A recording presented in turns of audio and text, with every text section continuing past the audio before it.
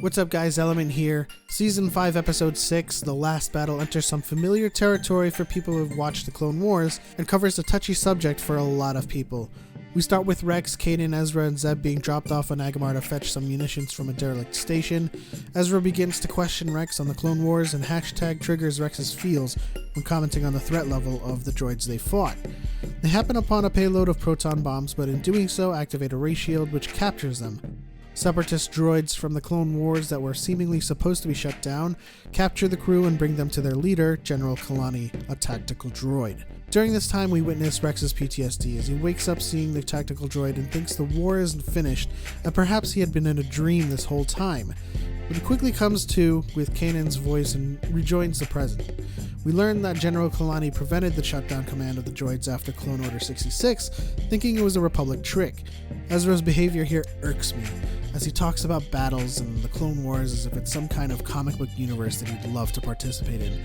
It kind of reminds me of how we all prepare or love to think about being prepared for the zombie apocalypse, and in some cases we romanticize it to the point where we imagine ourselves in that world with delight, rather than brutal reality.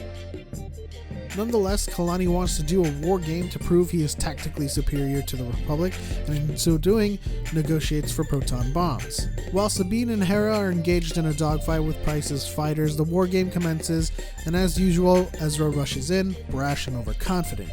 Ezra was at his most annoying during this episode, and as he reminded me so heavily of Anakin's penchant for flair and unearned bravado.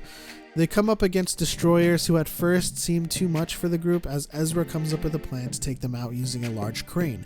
He finds Chopper on the way and discovers shuttle ships, which causes the timing of their plan to fluctuate as Rex gets injured from a rifle blast. They overcome the obstacles and finally get into the hangar.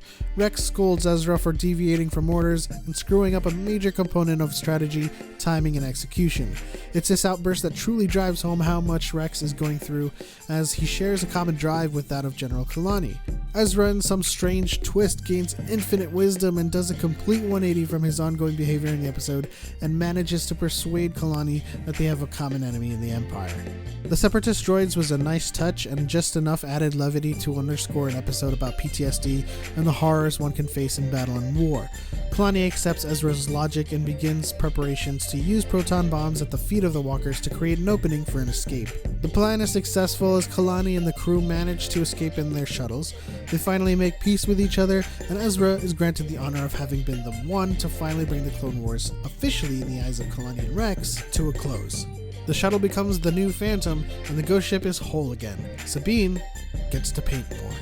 Overall, I thought this was a great episode with a highly valuable lesson to teach to anyone who romanticizes war and often takes for granted how horrific it could be for participants. It was a good measure of seriousness and levity, and it was fun to see the Separatist droids once again. Thanks for watching, guys. If you liked this video, remember to give it a thumbs up and subscribe for more Star Wars recaps and reviews. I want to know down below, what are your thoughts on Ezra's erratic behavior? Does it resemble Anakin?